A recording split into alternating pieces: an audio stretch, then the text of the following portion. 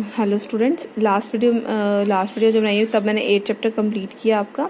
अब next chapter हम start करें 9, जिसका नाम है आपका सम एप्लीकेशंस ऑफ ट्रिग्नोमेट्री। ठीक है, अब यहाँ पर सम एप्लीकेशंस ऑफ ट्रिग्नोमेट्री में आप पढ़ोगे एंगल ऑफ एलिवेशन। ठीक है, तो एंगल ऑफ एलिवेशन क्या होता है, आप जब भी हम कोई भी ये पर्सन है AE, उसकी ये आई होगी, तो यहाँ से अगर वो कोई चीज़ देखता है at the top of the tower, तो इसको हम बोलेंगे लाइन ऑफ साइट। ठीक है, ये इधर बनता है angle of elevation. Angle of elevation हमेशा क्या बनता है, हॉरिजॉन्टल लाइन के अबव बनता है। ठीक है, हॉरिजॉन्टल लेवल के अबव बनता है हमेशा आपके। ठीक है, अब जैसे यहाँ पर आपको डेफिनेशन में दी है कि angle of the elevation of the point जो है वो हमेशा क्या होता है, viewed is the angle formed by the line of site with the horizontal line होती है ये। ठीक है, AB is a horizontal line. ठीक है, when the point being viewed is above the horizontal line, और ये लाइन जो होती है हमेशा जब भी पॉइंट व्यूड होता है वो क्या होता है, आपको हमेशा हॉरिजॉन्टल लाइन के अबव दिखता है। ठीक है, अब यहाँ पर जैसे इसको पूरा क्लियरली दिखाया हुआ है कि ये एक पर्सन है जो कि ये ऑब्जेक्ट है, इसको देख रहा है, ये इसका हॉरिजॉन्टल लेवल है।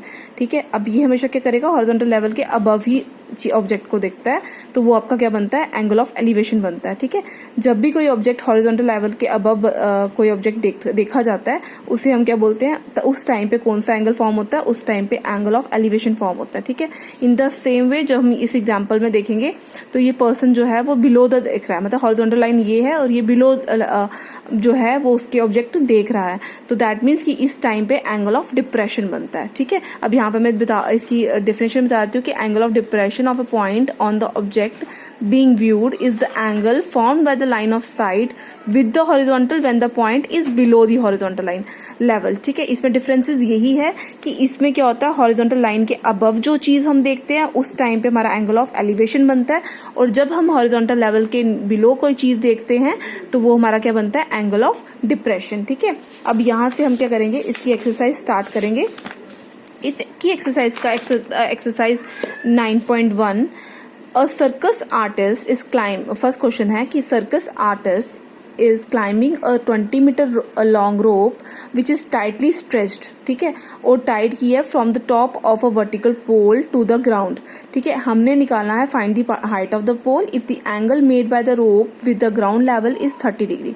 ठीक है, अब यहाँ बोला है कि एक सर्कस आर्टिस्ट है जिसने कि 20 मीटर लेंथ जो रोप है ना उस पर क्लाइम किया हुआ है। ठीक है, जो कि किससे स्ट्रेच है, वो स्ट्रेच है काफी ज्यादा ये रोप, और साथ में किसके साथ टाइट की गई हुई है, AB एक टॉप है वर्टिकल पोल का। वर्टिकल पोल क्या है हमारे पास, AB उसकी टॉप के साथ, दैट मीन्स A के साथ जो है उसको टाई किया हुआ है, बांधा गया है। ठीक है, हमने निकालना है यहाँ पर AB हाइट ऑफ द पोल। ठीक है, हम यहाँ पर पोल की हाइट निकालेंगे जो कि क्या है, AB।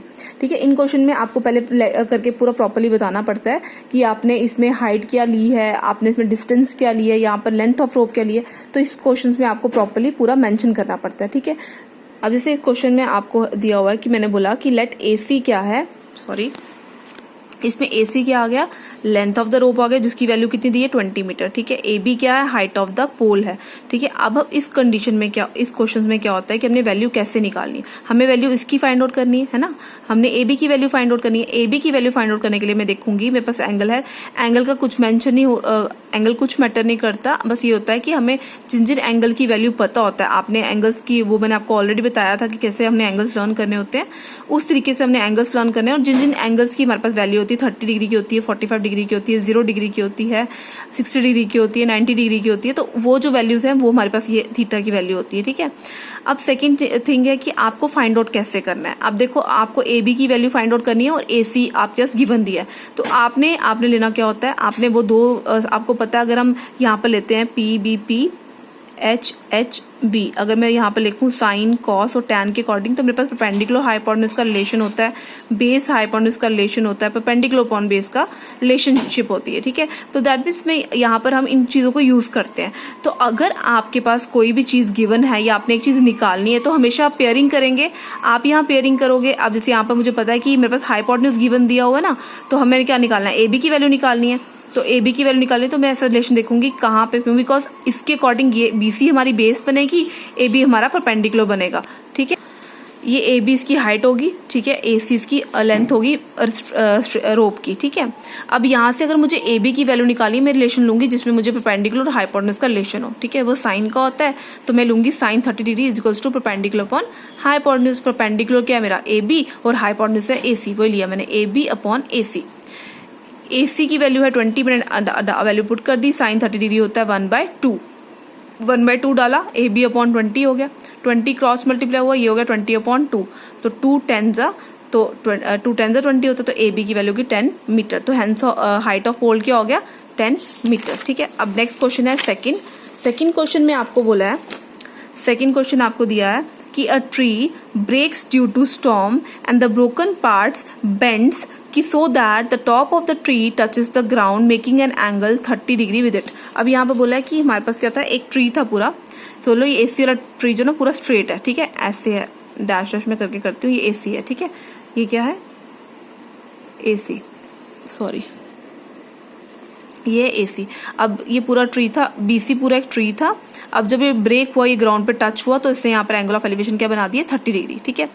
हमारे को क्वेश्चन पूछा है पूरा क्या द डिस्टेंस बिटवीन द, हमारे को साथ में दिए कि distance between the foot of the tree to the point where the top touches the ground is 8 metre.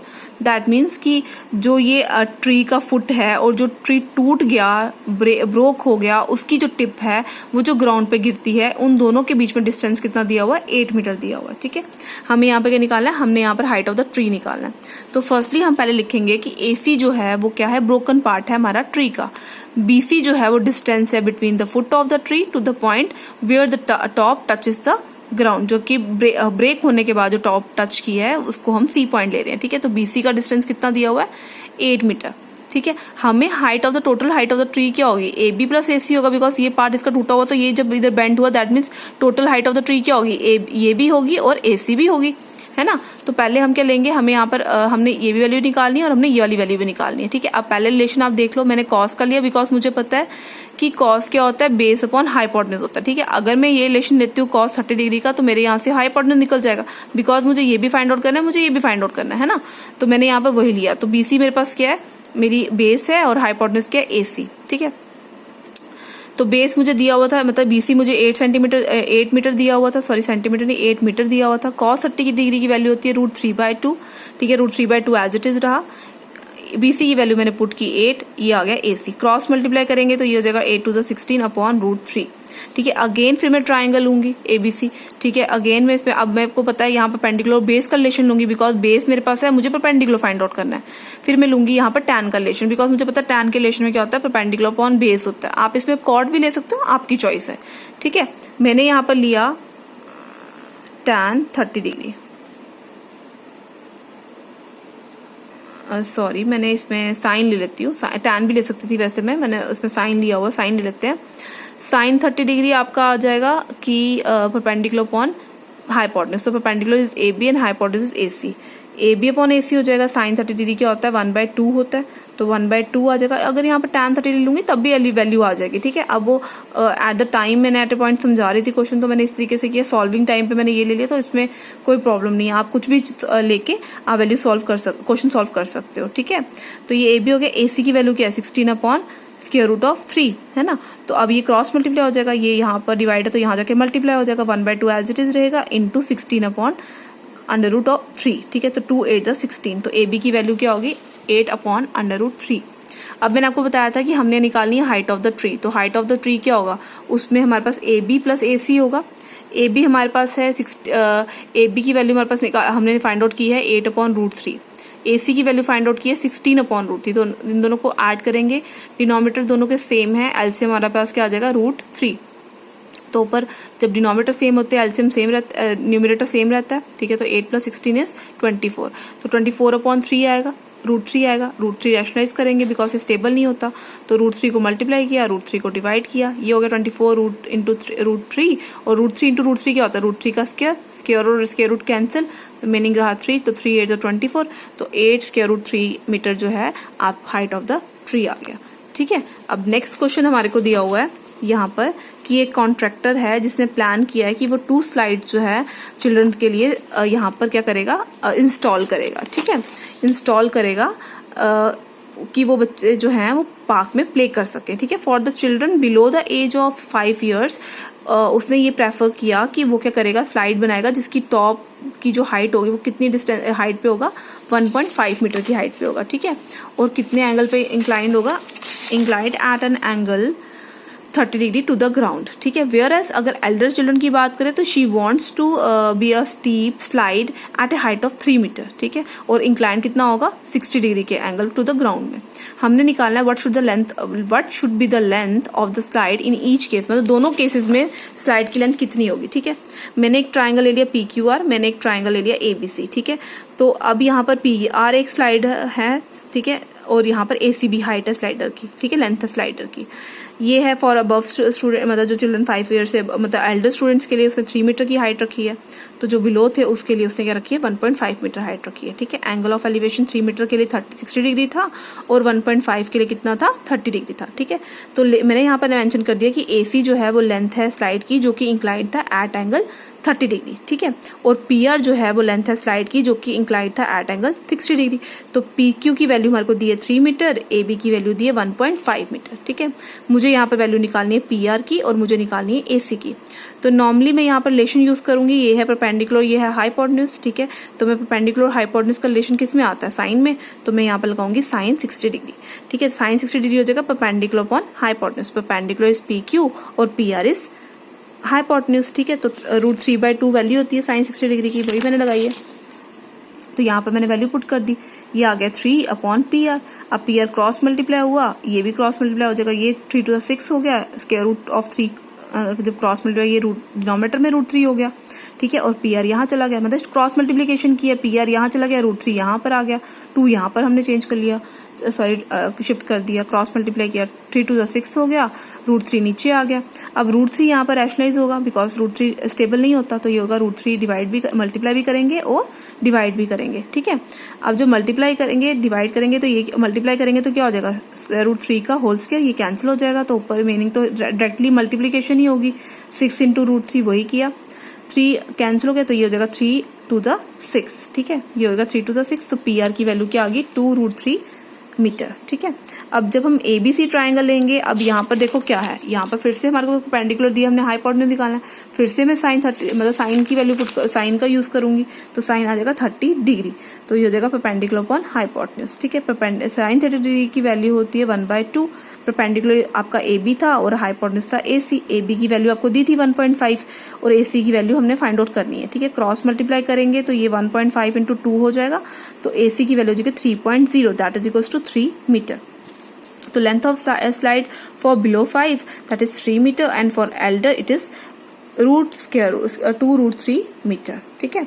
अब नेक्स्ट क्वेश्चन है क्वेश्चन नंबर 4। क्वेश्चन नंबर 4 में आपको दिया है कि यहाँ पर आपको क्वेश्चन 4 दिया है कि द एंगल ऑफ एलिवेशन एक second, the angle of elevation of the top of the tower from the point on the ground which is 30 meter away from the foot of the tower is 30 degree, find the height of the tower, ठीक है। अब यहाँ पर ये question आपको दिया हुआ है कि फर्स्ट लाइन अगर हम देखें तो क्या बोला है कि जो angle of elevation of the top of the tower है from a point on the ground which is 30 metre, किससे अवे है, from the foot of the tower, ठीक है। दैट मीन्स AB हमारा क्या हो जाएगा, हाइट ऑफ द टॉवर हो जाएगा, और उसका जो पॉइंट, ये वाला पॉइंट है जो फुट ऑफ द टॉवर, जो भी पॉइंट ऑन द ग्राउंड है उसके बीच में उसका डिस्टेंस कितना दिया हुआ है, that is which is 30 metre away from the foot of the tower, ठीक है, फुट ऑफ द टॉवर, ठीक है। मतलब फिर से मैं क्वेश्चन करती हूँ, मुझे लगता है शायद से कैमरा नहीं था प्रॉपर्ली वहां पर। The angle of the elevation of the top of the tower from the point on the ground which is 30 metre away from the foot of the tower, ठीक है। अब जो एंगल ऑफ एलिवेशन बन रहा है, जो कि पॉइंट बन रहा है ग्राउंड पे और जो टॉवर का फुट है, उन दोनों के बीच में डिस्टेंस कितना दिया है, 30 मीटर दिया, ठीक है। और एंगल ऑफ एलिवेशन कितना बन रहा है, 30 डिग्री बन रहा है। हमने यहाँ पर निकालना है हाइट ऑफ द टॉवर, तो लेट हमने किया कि AB क्या है, हाइट ऑफ द टॉवर है, और C जो है वो पॉइंट है जो कि 30 मीटर अवे है from the foot of the tower, ठीक है। हमने यहाँ पर क्या निकालना है, हमने AB की वैल्यू निकालनी है, तो अब रिलेशन देखो क्या है, यहाँ पर हमने ये चीज फाइंड आउट करनी है ना, तो रिलेशन होगा परपेंडिकुलर और बेस का, ठीक है। तो हमारे पास हम लगाएंगे परपेंडिकुलर बेस का रिलेशन जो है वो हमारा tan में लगता है, तो हम लगाएंगे tan 30 डिग्री इज